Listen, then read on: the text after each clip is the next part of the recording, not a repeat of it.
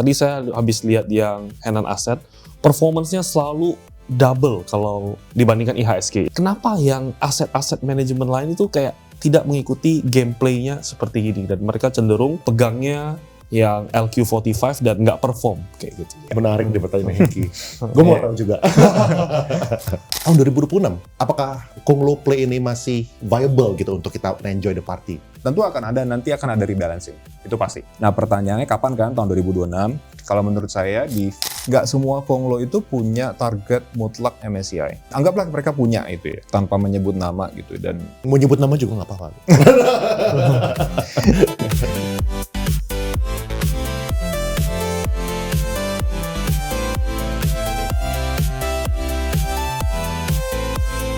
Oke, hari ini kita bakal ngobrol sama Bro Hengki dan juga Bro Ivan. Ya, kalau misalnya Bro Hengki udah nggak usah dikenalin, mungkin dia udah bosan datang ke sini. Walaupun ini startup pertama yang dia itu di ruangan ini. Kalau misal Bro Ivan, beliau adalah Head of Investment dari Henan Asset, bener ya? betul. Nah, kalau misalnya teman-teman tahu Henan, mungkin yang di teman-teman retail lebih sering dengar itu adalah Henan Sekuritas ya, yang udah pernah ngebantuin buat underwrite beberapa saham-saham kayak misalnya Cuan, Das, Ratu, Fore, CDIA gitu ya. Jadi ya pasti teman-teman di sini berterima kasih juga sama Henan. Banyak yang udah dapat bisa jajan-jajan ya kan, pasukan-pasukan 2 lot, 3 lot. Yang penting bisa dapat screenshot plus 1000%. Tapi boleh ini nggak, mungkin sedikit kasih konteks dari Bro Ivan ya, udah kerja di Henan berapa lama, lalu di market udah berapa lama? Ya, saya udah di market tuh sejak 2012. Jadi mulai dari analis di Trimegah waktu itu, lalu saya ke Maybank Asset Management, sempat ke Deutsche Bank, kemudian akhirnya ke Henan Asset. Saya di Henan Asset sudah 3 tahun, tahun depan lah ya, Mei saya udah 3 tahun di Henan Asset. Oke, nah terus kalau misalnya dari dulu ya, kita ngomongin bukan pertama kali sih ya, udah berapa tahun jadi kira-kira total? Almost 3 years. Bukan di Henan ya, maksudnya di asset management. Oh, since 2012, so that's 2012. 13 tahun. Years. Nah, boleh share nggak sih kira-kira perbedaannya apa? Kayak cara orang tuh investasi dari dulu sampai sekarang, ada perubahan yang signifikan nggak gitu? Oh, banyak sekali sih. Jadi ini cukup panjang, cuma saya simple ya. Iya. Intinya kalau di institusi lain, aset manajemen lain, kita akan lebih banyak fokus ke risk manajemennya.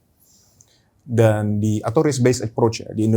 Sedangkan di Henan Asset kita mungkin lebih melihatnya dari risk adjusted return-nya tuh bagaimana cara kita bisa maximize. Oke. That's the simplest way to explain it. Iya. Orang kayak nggak mudeng deh. Risk adjusted return apa? Oke, mungkin gini deh. Kita lebih adaptif di Henan.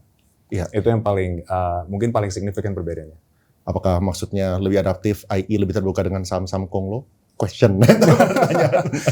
Kita melihat saham-saham Konglo itu sebetulnya sudah lama sekali sebelum animo di saham Konglo ini ada.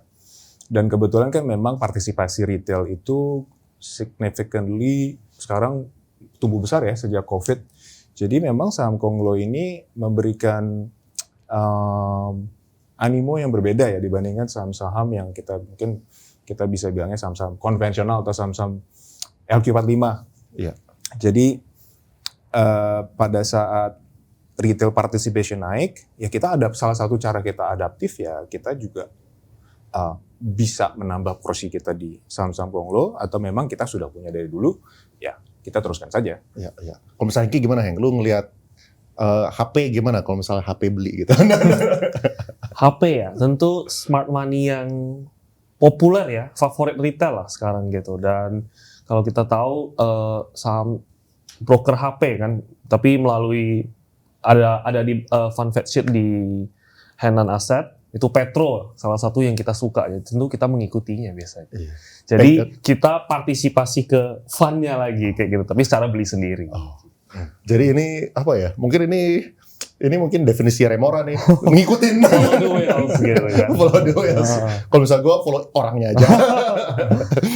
Kita juga ngikutin kok. Kita juga pasti ngikutin, memperhatikan lah apa yang foreigners are doing atau asing yang mereka melakukan apa, mereka beli apa, flow-nya seperti apa. Kita juga ikutin kok. Jadi kita nggak semata-mata cuma lihat fundamental. Gitu. Iya, iya. Nah ini menarik kan, soalnya kalau misalnya kita ngomongin dulu pertama-tama, at least waktu gue pertama kali lulus kuliah lah, dan pertama kali waktu diajarin di kuliah, selalu kan fundamental based banget gitu, kayak benar-benar harus ngitungin yang murah, tapi kadang-kadang yang murah juga nggak kemana-mana kalau misalnya sekarang ini gitu ya. Kayak di titik apa sih, itu tuh ada perubahan yang jelas gitu, yang dari yang fundamental based, dari flow based gitu, kayak kapan itu berubahnya, dan gara-gara apa? Mungkin titik mulanya di COVID ya. Kalau kita lihat ya, kenapa? Soalnya pertumbuhan global dan termasuk pertumbuhan ekonomi Indonesia saat itu bisa kita bilang new normal ya. Jadi ada restrukturisasi yang cukup signifikan, itu kemudian di-follow dengan, kalau kita perhatikan di global ini kan ada deglobalization, artinya mungkin sederhananya negara-negara ini mulai mentingin diri sendiri dulu daripada global trade. Nah, pada saat itu terjadi, growth itu menjadi suatu tantangan untuk banyak negara dan Indonesia salah satunya. Jadi kan kalau untuk saham-saham fundamental kita perlu growth. Asing untuk beli ke pasar Indonesia itu perlu growth. Mereka semata-mata sebetulnya membeli growth kan, bukan beli dividen, bukan beli valuasi murah.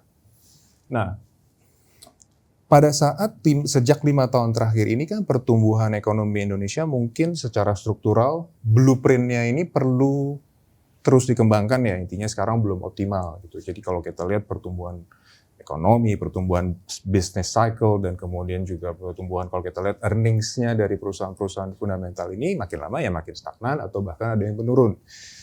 Ya oleh karena itu ya kalau di saham Konglo ini kan beda. Mereka ini pada saat ekonomi menurun, mereka tuh bisa dibilang punya capital access yang paling baik dibandingkan perusahaan-perusahaan pada umumnya.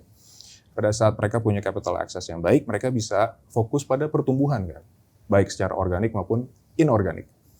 Makanya menarik gitu ya dibandingkan dengan saham-saham yang mungkin secara silo bisnisnya besar tapi silo gitu. Boleh ini nggak kasih konteks ke teman-teman? Tadi organik versus inorganik, artinya apa itu? Oh, inorganik simply M&A misalnya seperti itu. Organik ya membesarkan bisnis yang sudah ada gitu ya, supaya earnings-nya bisa berlipat misalnya. Ya, ya. Kalau misalnya Hengki, gue pengen tanya dari lu ya. Kalau misalnya invest, lu tuh baru ngecek isinya Henan Aset apa aja sebelum podcast ini, atau kalau misalnya lu invest, lu setiap bulan juga ngecekin, oh ini masih ada Petro nggak, gitu, masih ada brand nggak? Saya hampir tiap kali keluar fund fact sheet pasti ngecek dari Henan Asetnya sendiri. Salah satu sontarnya nih berarti. Salah satu yang Download ini berarti. Nah, jadi sebenarnya ada yang menarik yang mungkin saya naikkan ke Pak Ivan juga ya. Kan kalau misalnya saya retail ya follow smart money gitu kan. Salah satu smart money-nya ya asset management, yaitu ya dalam konteks ini kebetulan banget ya Henan Aset gitu. Pilihan saya kan banyak nih. Whales-nya A, B, C, D, E, F, G. Nah, kalau Pak Ivan sendiri kan katanya juga follow flow ya. Nah, kan follow flow kan artinya follow whales-nya. Nah, ini bukannya pilihannya semakin sedikit ya kayak gitu. Itu pemilihannya gimana tuh? Sebetulnya kita whales atau mengikuti flow yang dari whales ya kalau di konteks misalnya di kripto ya. Kita melihat itu sebagai salah satu komponen aja. Oke. Jadi misalnya pada saat kita beli saham fundamental, itu sangat amat penting flow itu terjadi, flow asing. Oke. Soalnya kita tahu misalnya di teman-teman kita aset manajemen lain, posisi misalnya perbankan, itu mereka kan harus benchmarking dan bobot-bobot bank kan sangat besar ya, jadi mereka harus punya bobot yang relatif signifikan di portofolio mereka. Jadi kalau dibilang mereka bisa nambah, bisa, tapi mungkin nggak banyak. Gitu ya. Mungkin sekarang sudah berubah ya karena banks-nya sedang under pressure. Performance-nya ya, dari price performance-nya. Nah, kalau supaya saham perbankan itu bisa naik secara signifikan, selain dari misalnya ada institusi yang saat ini belum beli, bisa dana pensiun dan sebagainya, itu membantu, tapi akan lebih signifikan lagi kalau misalnya ada flow asing. Nah, untuk Konglo Stock mungkin porsinya tidak sesignifikan itu, tapi kita perhatikan hedge fund ngapain. Oke. Ya. Nah, kalau misalnya kita ngomongin flow, contoh kalau misalnya dari bank, kan susahnya kan kadang-kadang net flow asing itu apa yang dilihat gitu. Apakah itu daily, monthly, kayak pembuktiannya apa bahwa ini tuh, wah flow-nya ini bakal konsisten gitu. Soalnya kadang-kadang mereka udah masuk, minggu depan mereka keluar gitu. Nah itu memang cukup sulit sih, tapi kita coba lihat itu sebagai volume momentum aja sih. Jadi kalau kita lihat dari if we look at satu minggu ya misalnya, dan kemudian 1 bulan dan 3 bulan, apakah ada perubahan yang signifikan, ya mungkin itu bisa jadi satu indikator, tapi kan harus dicocokkan juga sama perkembangan dari harga sahamnya dan juga berita yang ada kan gitu ya. Dan tentu informasi yang kita tahu juga ya, apakah make sense atau enggak. Nah pada dasarnya hedge fund itu biasanya lebih short term daripada long only fund. Biasanya long only fund ini bisa pegang sahamnya at least 2 tahun, 3 tahun. Ada dulu klien saya di salah satu tempat saya bekerja, Deutsche Bank, itu bisa pegang 5-7 tahun satu saham. Jadi tergantung. Gitu. Nah, kalau misalnya dari Henan Asset kayak gimana? Kayak POV-nya ya. Misalnya kan mungkin kalau misalnya kebanyakan retail, kalau misalnya mereka dapetin saham-saham Konglo yang bisa naik 100% gitu, atau 50%. Mereka udah happy tuh. Ya, mereka sebulan, 2 bulan, udah thank you very much gitu lah. Nah, kalau misalnya dari Henan Asset, apakah, kan kalau misalnya aset manajemen yang lain, kebanyakan kan tipenya itu buy and hold, apalagi kalau misalnya size-nya udah di titik tertentu, sulit untuk mereka keluar masuk. Betul. Gitu. Kalau misalnya dari Henan, ininya kayak gimana ya, dari segi investment tesisnya gitu, holding period-nya gitu. Oke. Jadi mungkin bukan salah satu ya, tapi core filosofi dari Henan Asset adalah kita sebutnya long bias. Artinya kita mencari perusahaan yang punya prospek jangka panjang. Tapi jangka panjangnya juga harus dilihat dari berapa layer nih kemungkinan dia bisa grow atau outgrow competition-nya. Jadi kita nggak coba cari satu saham yang long term-nya bagus, tapi misalnya dia di organik saja. Atau misalnya, kita tahu saham ini mau masuk MSCI, tapi apa cerita berikutnya? Jadi kita mau ada paling tidak ada 3 layer. Pertumbuhannya apa? Gitu. Jadi dengan itu kita akan nyaman untuk pegang, ya udah kalau ada fluktuasi, ya kita akan stay aja di posisi itu.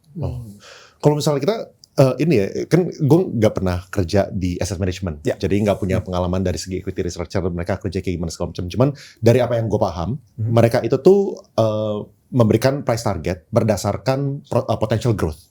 Misalnya contoh kalau misalnya kita ngomongin digital bank A. Digital bank A misalnya sekarang 300M gitu misalnya. Lalu mereka ada certain activities yang mereka bisa naikin. Mereka punya net interest margin, atau mereka punya omset, atau mereka bisa ngurangin cost sehingga mereka punya profit misalnya naik 100 miliar jadi 33% gitu misalnya. Nah itu yang mengakibatkan mereka bisa memberikan sebuah price target berdasarkan mereka punya prediksi ke depannya dari segi profit bakal kayak gimana.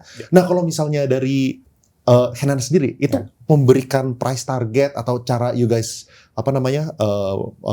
view ke depannya itu kayak gimana gitu. Soalnya kalau misalnya sama Konglo gimana caranya kita pakai DCF atau future cash flows gitu. Sebetulnya pakai DCF bisa, tapi tenolnya bukan tahun ini atau bukan tahun depan.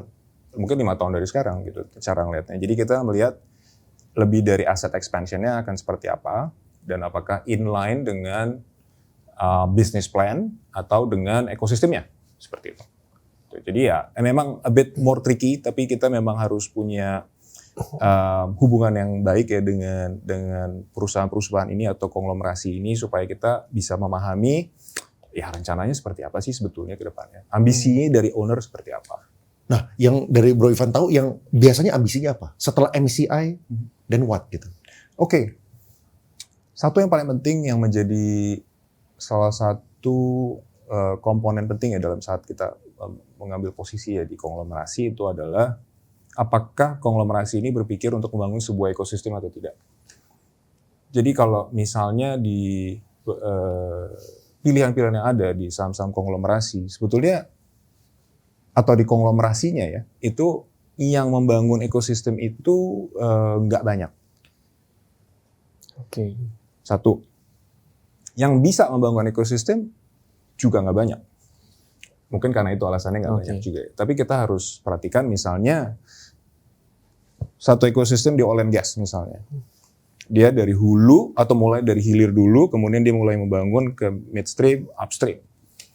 Berarti pada saat satu bisnis atau satu segmen bisnis ini bisa berjalan dengan baik, atau mungkin ada capital atau misalnya raise money gitu ya untuk ekspansi di satu komponen, itu akan menguntungkan komponen yang lainnya. Itu yang harus paling penting diperhatikan sih.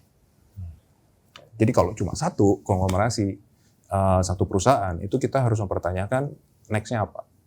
Kalau kita belum dapat jawaban, ya kita nggak melihat ini sebagai salah satu posisi long bias kita.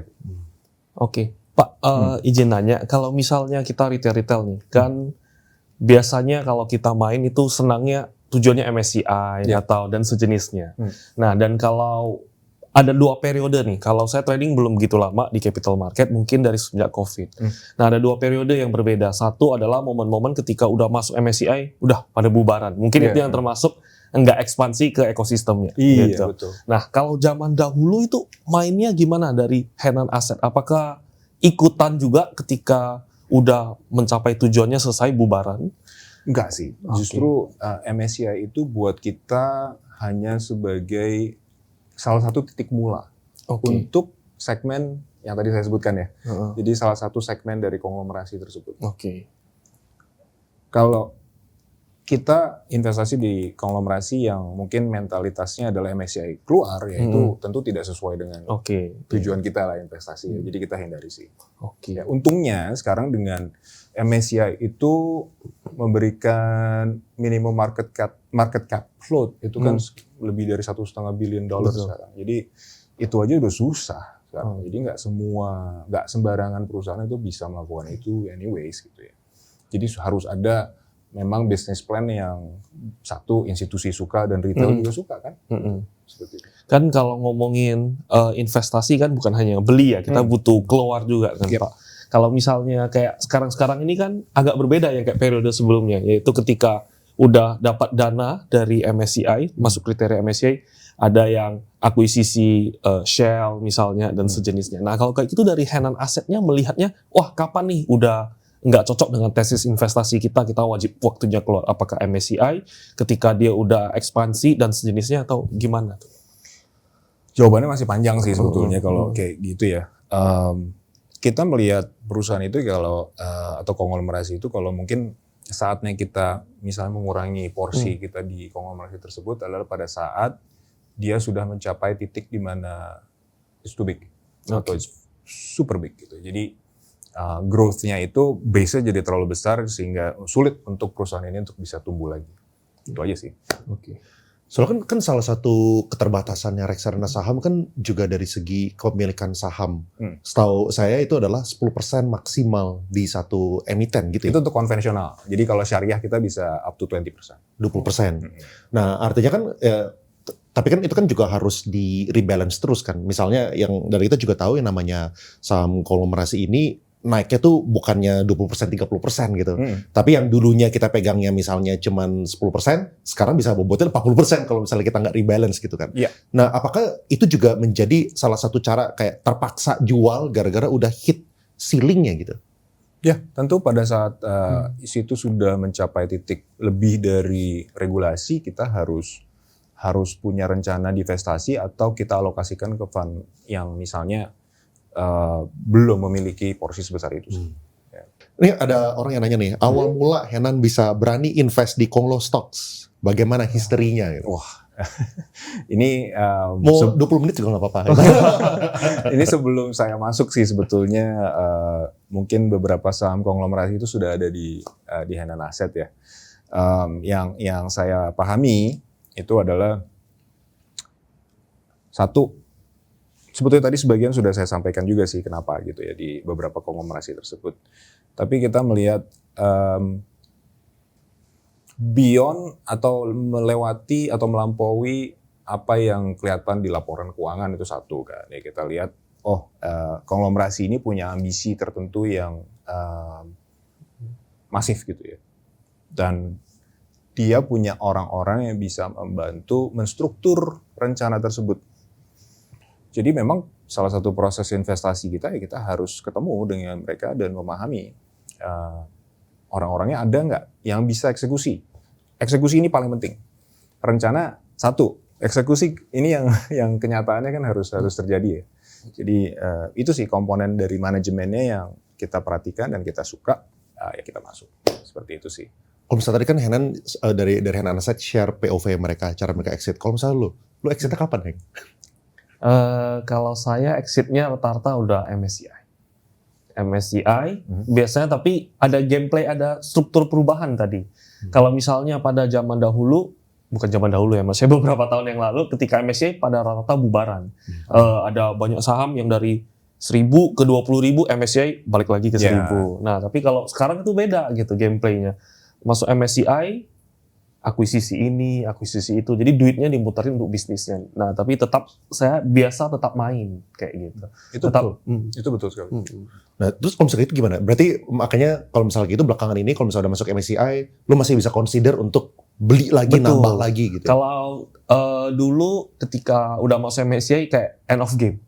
Kalau sekarang masuk MSCI bukan end of game gitu. Kayak beberapa saham yang baru masuk November ini kan setelah MSCI masih tetap aja ada sesuatu, masih ada growth-nya juga dipakai dananya. Jadi gameplaynya berbeda. Gitu. Seharusnya tuh kalau misalnya kayak gitu POV dari MSCI atau dari indeks tuh harusnya mereka lebih happy dong ya. Soalnya kan ya bisa dibilang mereka bukan dijadikan exit liquidity-nya gitu. Bener nggak sih kalau kayak gitu? Sangat betul. Jadi seperti tadi saya juga sudah bilang, mahal sekali loh untuk masuk MSCI.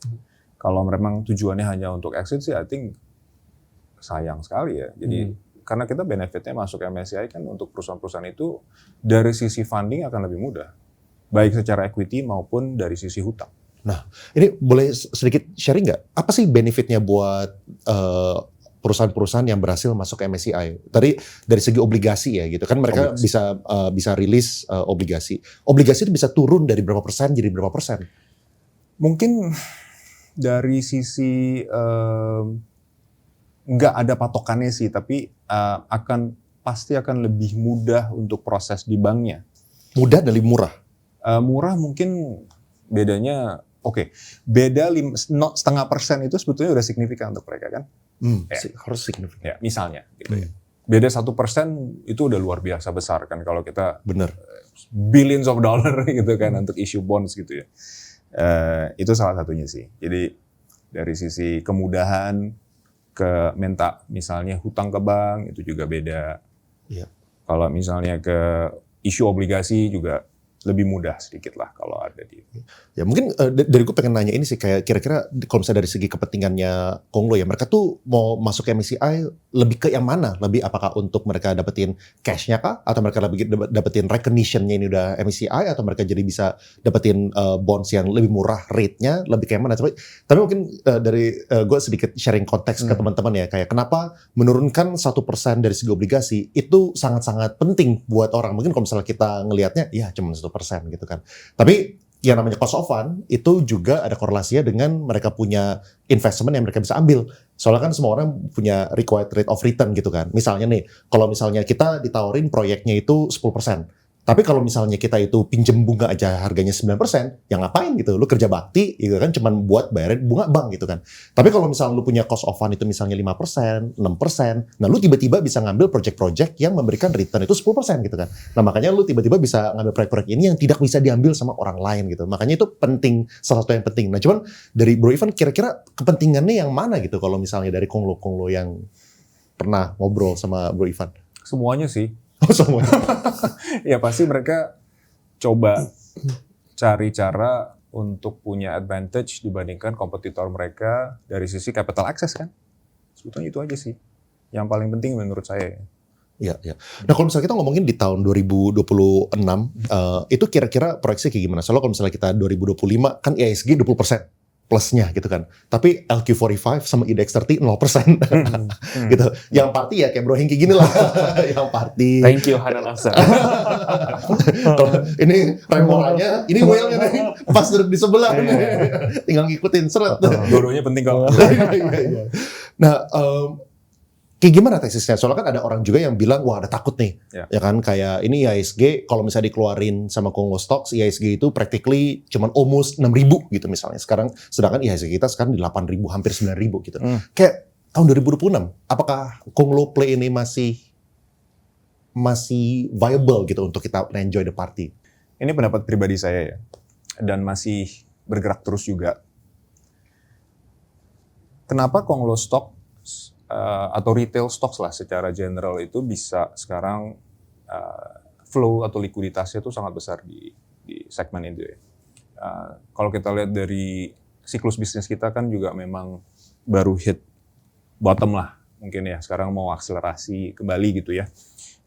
Jujur kalau mungkin pengusaha-pengusaha yang punya excess cash saat ini ya alternatifnya main saham. Nah, pertanyaannya pada saat siklus bisnisnya kembali, mereka akan tetap di saham atau mereka akan kembali investasi di bisnisnya mereka lagi gitu ya. Tergantung gitu. Jadi kalau misalnya Konglog Stocks-nya masih bisa deliver growth, ya mungkin masih akan menarik anyways. Dan kemudian dari sisi investor retail bisa aja mereka pindah ke blue chips kan. Atau ke saham-saham LQ45 juga gitu untuk balance gitu. Karena kan memang sudah murah, tapi problemnya murah tapi tanpa growth yang signifikan kan. Yang mungkin kita cari kalau yang double digit growth dari sisi mungkin belasan persen growth aja tuh udah susah gitu carinya kalau di LQ45 gitu ya. Tapi kalau pada kita kembali ke misalnya pre-2018 gitu, growth-nya masih bisa di atas 20%, ya menarik kan gitu. Sebetulnya kita beli saham yang valuasinya di bawah 10 kali PE gitu ya kan. Ya tentu nanti akan ada rebalancing, itu pasti. Nah pertanyaannya kapan kan, tahun 2026? Kalau menurut saya di paruh pertama itu masih retail driven. Kalau pada saat misalnya pertumbuhan Indonesia ini bisa kembali mungkin akselerasi secara perlahan gitu, mungkin akan di paruh kedua akan different ya. Kedua dari sisi global juga likuiditasnya seperti apa nih? Carry trade-nya gimana gitu ya. Mungkin saya nggak usah jelasin terlalu banyak, cuma maksudnya intinya dari sisi likuiditas global akan support tidak untuk fund manager yang di asing atau di Amerika atau di Eropa ini mereka mau nggak beli Asia dan Indonesia khususnya. Sekarang sih mereka sudah beli Asia, tapi Indonesianya masih ketinggalan dari bandingan yang lain. Apa yang bikin mereka enggan untuk masuk dengan jumlah yang signifikan? Soalnya kan setahu saya bahkan kayak dari obligasi maupun saham asing itu sebenarnya exit kan di tahun 2025, net outflow. Betul. Apa yang mengakibatkan mereka ini kayak kan contoh misalnya kan Pak Purba memberikan beberapa kebijakan lah gitu dengan naikin likuiditas 200T plus 70-an triliun gitu misalnya. Nah, apakah mereka lagi pengen menunggu hasil itu kayak gimana, which is ada time lag atau kayak gimana? Itu satu. Tapi kalau kita lihat komponen GDP kita kan 50-53% itu consumption. Sisanya government investment, kemudian ada private investment, ekspor-import kan. Pertanyaannya tiga itu sih sebetulnya. Kalau misalnya pertumbuhan ekonomi kita hanya consumption driven, simple, middle class-nya bisa grow nggak? Itu belum bisa mungkin dijawab ya oleh investor-investor asing itu. Mereka belum punya keyakinan di situ gitu ya. Dari sisi investment, kita upside-nya banyak sekali, gitu, besar sekali. Nah, pertanyaannya bisa deliver nggak? Jadi mungkin itu sih yang masih jadi pertanyaan sih untuk Indonesia ya, oleh investor asing. Mereka butuh proof gitu bahwa itu bisa deliver, growth-nya beneran ada, baru mereka willing buat masuk lagi gitu. Dan sebetulnya kan program-program pemerintah sekarang ini sudah cukup bagus lah. Cuma tinggal eksekusinya memang perlu diperbaiki dan juga dari sisi intensitasnya juga mungkin bisa diperbaiki lagi gitu ya. Kalau misal dari ini ya kan ada secara teori kalau misalnya kita ngomongin textbook ya. Kalau misalnya ada sebuah market crash, biasanya kan saham-saham yang murah yang bisa memberikan misalnya per 9, per 10 itu bisa jadiin mereka punya floor. Itu soalnya kalau misalnya kita ngitungin dividennya, ya dividennya mereka bisa dapat 9%, 10%. Ya. Sehingga kalau misalnya lagi market crash akan relatively mungkin tidak masuk akal kalau misalnya kayak BBCA bisa ngasih dividen yield 20% gitu misalnya. Ya. Nah tapi kalau misalnya kita ngomongin saham-saham Konglog kan gara-gara PER tinggi, ada nggak sih sebuah fear kalau misalnya lagi ada market crash tuh bisa jatuhnya tuh nggak ada floor-nya gitu jadinya? Kayak kapan kira-kira Henan tuh bakal reduce posisi gitu misalnya? Kita sebetulnya tactically tetap kok ada reduction atau penambahan atau pengurangan dari saham-saham yang kita miliki juga. Kita nggak statis seperti itu aja. Kita juga melihat pada saat kita harus take profit, kita akan take profit anyways. Gitu. Tapi bedanya adalah kita akan keep some position dan kita akan rebuild lagi nanti pada saat kita melihat, kita sudah memahami katalis berikutnya, kita akan tambah add position lagi. Sebetulnya kan seperti itu ya. Nah kalau menjawab apakah valuasi yang misalnya persepsinya mahal, ya itu kan tentu karena fundamentalnya ini memang sedang in progress. Nah makanya kita harus kembali lagi, emiten atau konglomerasi ini bisa eksekusi tidak gitu. Kalau memang eksekusinya bagus, ya kita punya floor-nya di situ gitu. Jadi kita melihat kalau oke, dia sudah akuisisi aset A, terus sudah menghasilkan earnings. Lalu kita memahami bahwa ada rencana berikutnya. Oke, ya kita harus lihat track record-nya kan bisa dieksekusi tidak gitu. Disiplin dari sisi finansialnya seperti apa? Apakah dia membeli pada saat barangnya atau perusahaannya lagi mahal misalnya akuisisinya gitu, atau dia beli pada valuasi yang murah, itu kan juga bisa jadi indikator ya. Memang ada risiko seperti itu sih pada saat terjadi crash, tapi pada pengalaman saya pada saat crash ya semuanya juga turun sih, tinggal kita bagaimana. Kayak kemarin tuh waktu Petro crash dibeli tuh sama dia. Itu kan trust. Iya. Itu kan berarti ada trust di eksekusi dari sisi PTRO-nya kan. Simple saja. Kalau misalnya dari lu gimana? Kayak kapan, apa sih kayak warning sign yang waktu menurut lu, it's time to exit, cash out gitu? Kalau saham konglomerasi nggak pernah ku exit semuanya sih, akan tetap main gitu. Karena kalau the way I see it ya gitu adalah mau crash maupun apapun, biasanya mereka itu, saya definisikan mereka itu fighter gitu kan. Konglomerasinya, eksekusinya itu mereka mau AA gitu ya kan, gimana? Dengan cara yang sebisa semaksimal mungkin dia akan memenuhinya.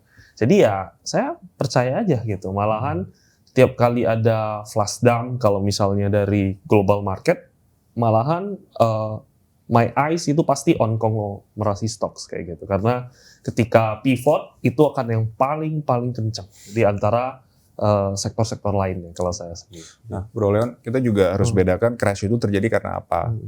Apakah terjadi cuma karena market liquidity shift gitu atau perpindahan likuiditas yang tiba-tiba menyebabkan market crash, atau apakah ada krisis ekonomi? Itu kan beda sekali ya. Jadi akan tentu kalau kita belajar dari COVID itu kan cukup lama tuh penurunannya, dan kita ya harus punya risk management untuk melindungi uang nasabah kita kan. Nah, kalau misalnya hanya market crash, artinya hanya sentimen, ya kita kembali lagi ke fundamentalnya. Sama sih. Ya menariknya, mungkin apakah lo punya conviction tuh grow gara-gara kemarin brand?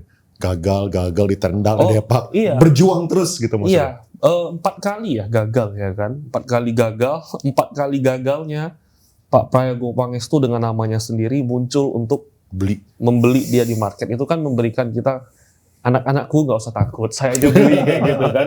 Jadi ya saya cukup ya melihat ini fighter gitu loh. Kalau misalnya kalau saya bocah-bocah gitu kan, kalau kena 4 kali pasti aduh pusing gitu kan. Mulai Pak PP tidak melakukan hal-hal seperti gitu. Jadi itu yang membuat saya itu sama konglomerasi stock itu sangat demen. Makanya Hengki ini agak antitesis dia. Kalau misalnya orang-orang lain biasanya DCA-nya banking. Kalau misalnya dia nggak pernah beli banking. Iya. Tapi kalau misalnya dari Henan Asset, kalau kemarin kan sempat yang MSCI revisi peraturannya, itu kan sempat semua saham konglomerasi kompak minus 15%. Nah itu gimana tuh cara memitigasi, atau ini apakah tesis kita ini benar atau nggak benar, atau ada apa perlu evaluasi atau gimana? Itu mungkin kategorinya buat kita adalah sentiment crash. Oke. Ya kan? Bukan fundamental crash. Jadi sebetulnya tesisnya buat kita nggak ada perubahan. Justru kita melihat ya sama sih, kita kalau melihat turun 15% ya beli gitu. Maksudnya why not? Soalnya kita lihat ya kalau kita get diskon 15% untuk barang yang kita mau ya kita senang aja gitu ya. Karena kemarin itu MSCI driven crash itu sebetulnya kan bisa dibilang probability kejadiannya yang pasti jauh dari 100% saat itu. Itu masih pembicaraan. Ya kita lihat kalaupun terjadi juga bisa jadi sudah terprice in anyway. Gitu. Jadi ya sudah kita lihat itu sebagai kembali lagi dari sisi fundamentalnya. Nah itu makanya kalau misal dari sisi gue kan gue lebih berusaha untuk mewakili teman-teman retail yang invest maupun trade gitu kan. Gimana cara kita itu bisa membedakan mana crash yang actually sentiment, yang ya ini mah sebentar lagi juga bakal balik gitu misalnya. Sama crash yang ini misalnya nih, wah MSCI kalau misalnya benar-benar merubah kayak gini, wah kita udah sama-sama konglomerasi udah selesai deh. Therefore, ini bakal turun lagi nih ke depannya gitu. Ya. Soalnya kan kadang-kadang ada orang yang udah buy the dip, tapi setiap kali buy the dip lagi gitu. Jadi buy the dip lagi turun terus gitu. Nah, gimana ngebedainnya? Satu, reaksi pertama untuk mengurangi risiko itu wajar. Mengurangi, misalnya kita punya ukurannya dari 100, kita punya 100 ukuran porto ya. Kemudian 10 di saham tersebut dan kita mau mengurangi risiko dengan mengurangi 2 atau 3%. Oke, that's fine. Tapi itu nanti kita gunakan setelah itu waktunya untuk mempelajari. Ini sebetulnya kalaupun terjadi ini akan memberikan dampak negatif tidak terhadap misalnya potensi saham yang saya pegang ini masuk MSCI tidak. Kalau tidak masuk MSCI di bulan misalnya Februari gitu ya. Apakah itu akan mengganggu rencana bisnisnya? Tidak, itu kan harus perlu iterasi proses ya. Yang pemikiran di mana, ini sebetulnya penurunannya bisa dibilang noise. Oke, kalau kayak gitu kita bisa rebuild position pada saat lebih murah daripada kita jual, hopefully gitu ya. Tapi kan nggak selalu bisa seperti itu. Kadang-kadang ada yang bisa lebih cepat juga belinya ya. Yang punya cara pikir itu menarik lah market ya. Karena banyaknya partisipan ini punya point of view yang beda-beda kan. Nah kan kalau misalnya dari Henan kan pasti sering ketemu juga sama Konglo gitu kan. Soalnya kan investasi amount-nya bukan yang kecil lagi lah gitu. Nah biasanya kalau thought prosesnya si Konglo ini kayak gimana sih? Apakah jadi sering ketawa thought prosesnya nggak apa-apa, internal joke dikit. Tapi kayak jadi distracted. Oh ya, mereka punya apakah cara mereka berpikir tuh kayak gimana sih? Apakah mereka punya goal, target? Misalnya nih kayak tadi, oke, Februari gue mau masuk ya, yang saham yang emiten ini itu mau masuk. Oke, cara gue kita pengen dorong ke sana gitu. Dan apakah itu tuh sesuatu yang mereka bisa prediksi? Misalnya kan kalau misalnya kita ngomongin MSCI kan ada beberapa matriks tuh. Dari ATVR, dari free float market cap dan lain-lain gitu. Apakah mereka udah ngeliat itu dan mereka prediksi itu dan mereka akan masuk kalau misalnya mereka benar-benar tekun dan mereka lakukan segalanya dan memenuhi semua persyaratan MSCI untuk masuk? Iya, sebetulnya ya nggak semua konglo itu punya target mutlak MSCI. Kalaupun mereka punya, anggaplah mereka punya itu ya, tanpa menyebut nama gitu dan mau nyebut nama juga nggak apa-apa. Jadi tanpa sebut nama dulu deh. Jadi misalnya mereka mau masuk MSCI dan kalau misalnya tidak terjadi di bulan tersebut itu akan mengganggu bisnis plan mereka seperti tadi saya bilang. Ya itu kita harus pikirkan sih. Berarti kan kita harus pegang sahamnya lebih lama pada saat di mana mungkin ada opportunity cost di saham-saham lain kan. Tapi cara pikir konglo itu beda dengan kita.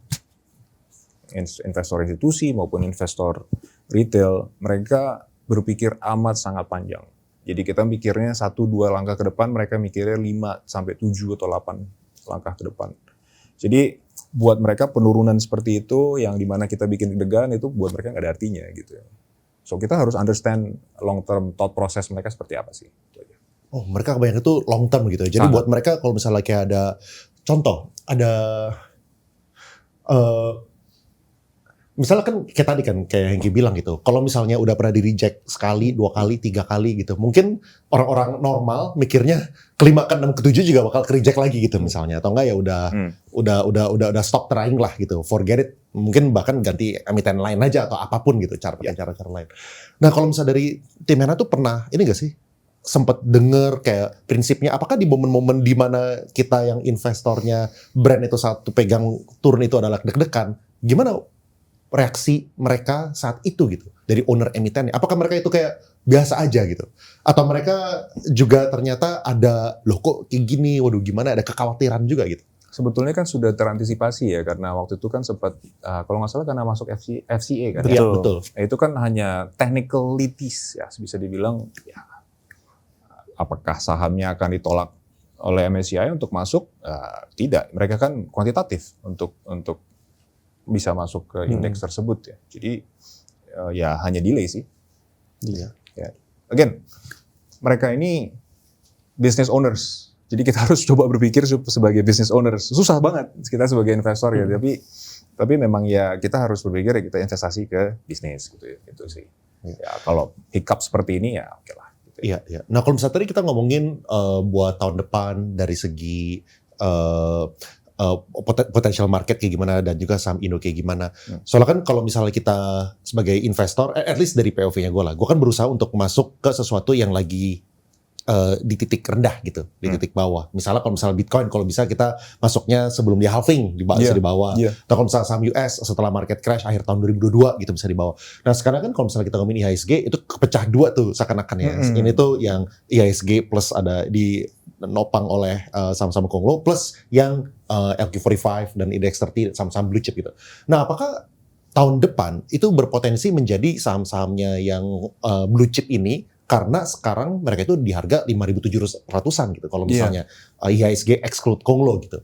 What do you think of kayak saham-saham yang blue chip ini? Atau ternyata Henan juga sama kayak Hengki gitu, nggak invest gitu-gitu kan? Kita bisa lihat dari portofolionya.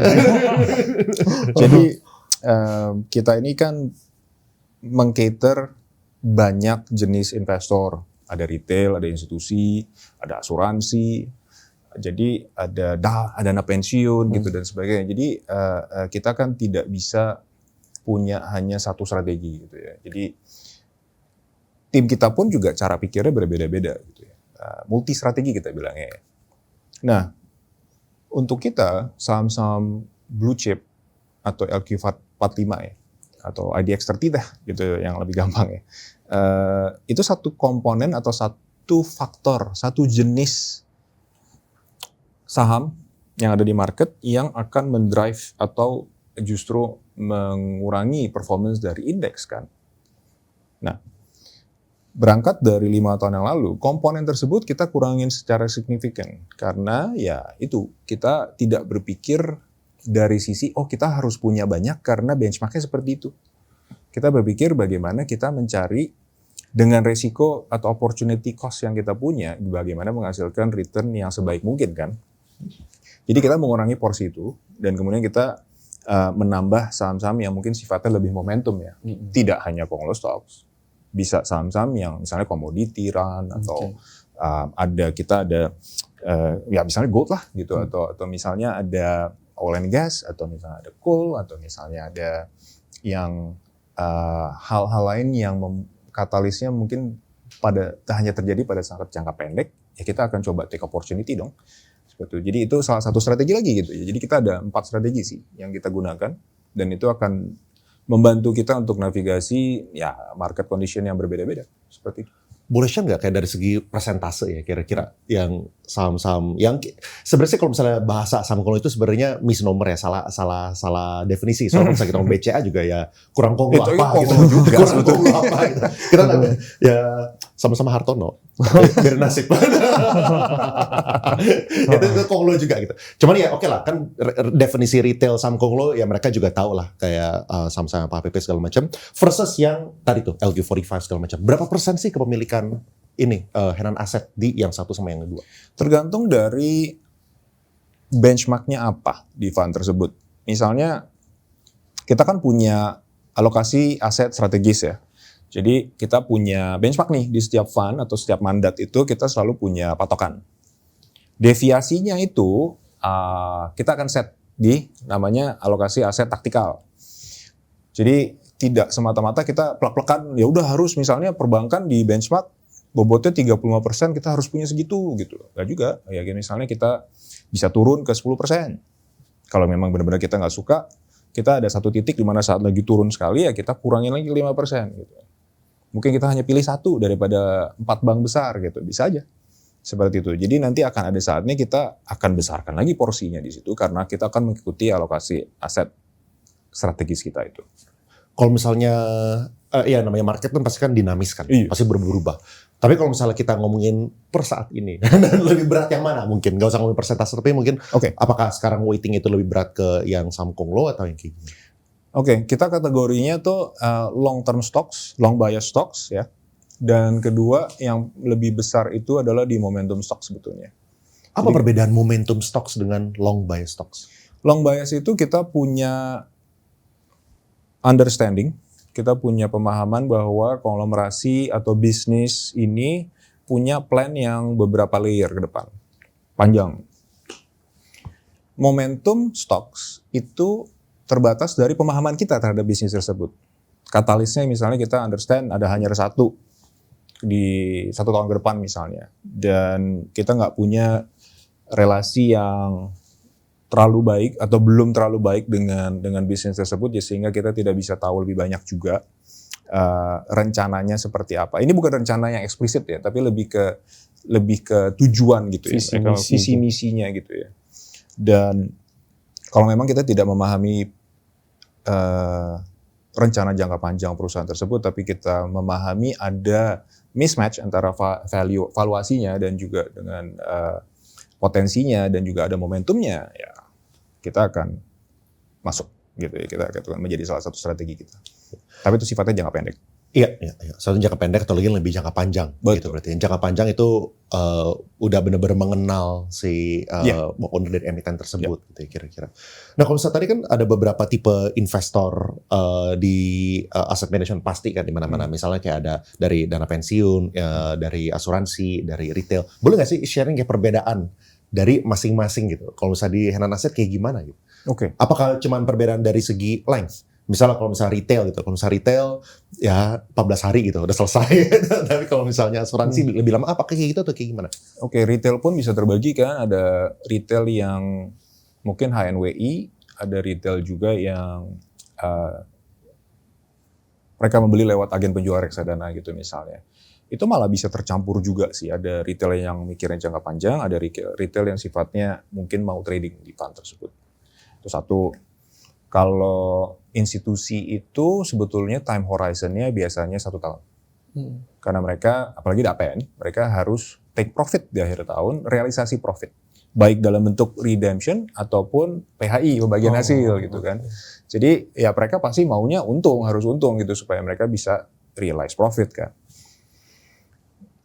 Kalau yang membedakan paling signifikan selain time horizon, sebetulnya yang lebih besar adalah dari sisi mereka melihat manajemen risiko.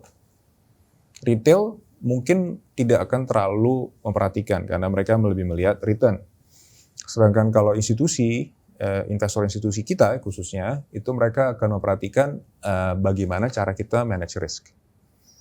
Jadi itu juga akan memberikan kita limitasi ya untuk bisa misalnya dibedakan misalnya dengan ini deh portfolio pribadi orang-orang gitu ya, misalnya Bro Hengki gitu ya.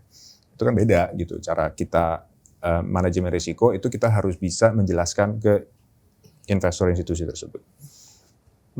Maksudnya risiko itu maksudnya apakah itu kayak volatilitas dan juga potential drawdown risk gitu? Yes. Apakah kalau maksudnya kayak gimana? Soalnya kan kalau misalnya kita ngomongin, apakah berarti kalau misalnya institusi itu mereka lebih punya bias terhadap RDPU, RDPT gitu dibandingkan saham? Soalnya kan ya kalau misalnya saham pasti volatile gitu. Apalagi ya nggak tahu apa saham yang sekarang ini yang tidak volatile tapi bisa memberikan return yang exceptional apa gitu. Kita juga lagi nyari. Tapi mungkin Hengki juga nyari ya. Mau di IPO ini juga. Iya, tapi ya betul. Memang kalau makanya kita lihat di industri reksadana, porsi fixed income products itu naik dibandingkan saham. Simply karena ada kepastian kan dari sisi returnnya gitu ya. Tapi ini akan berubah juga karena sekarang kita kan imbal hasil obligasi kan turun gitu kan karena ada penurunan suku bunga global maupun domestik.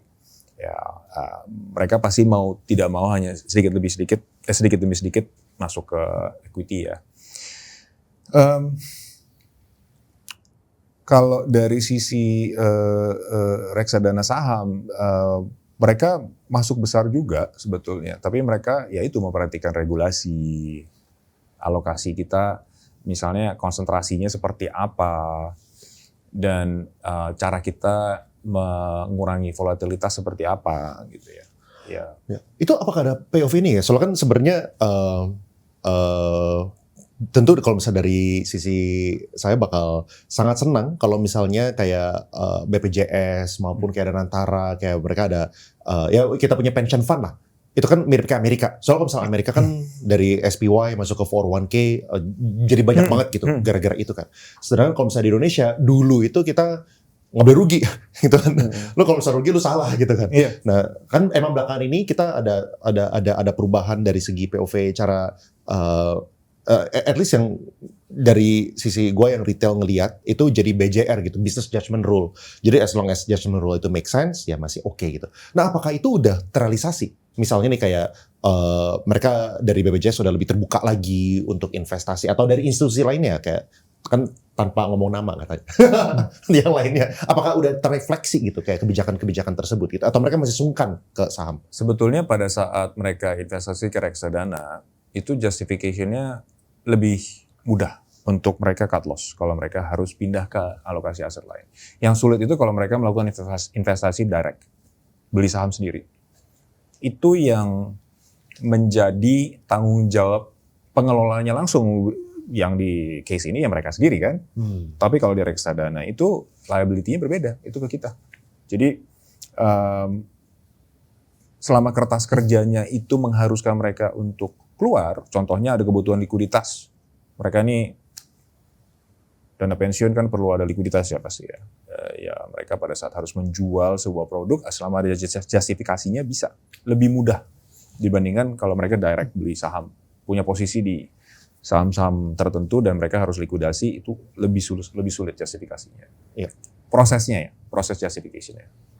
Oke, Pak, kan ada itu yang udah masuk atau belum masuk terhadap di bursa saham. Kalau yang udah masuk aset-aset manajemen lain kan, tadi saya habis lihat yang Henan Asset, performance-nya selalu double kalau dibandingkan IHSG. IHSG 7%, Henan Asset 15%. Begitu juga terus-terusnya selama 1 tahun ke depan. 1 tahun sebelumnya gitu. Nah, kenapa yang aset-aset manajemen lain itu kayak tidak mengikuti gameplay-nya seperti ini, dan mereka cenderung pegangnya yang LQ45 dan nggak perform kayak gitu. Kenapa ya? Kenapa mereka nggak shifting? Oh, ini ada yang berhasil loh kayak gitu. Ya. Menarik deh pertanyaan Hengki. Gue mau tahu juga. Ya gini, investor atau institusi dalam negeri ini kan juga ada sebagian yang punya milik asuransi atau milik perusahaan global. Kita harus ingat di global itu mereka punya potensi atau options untuk diversifikasi jauh lebih lebar daripada kita. Jadi mereka bisa menerapkan,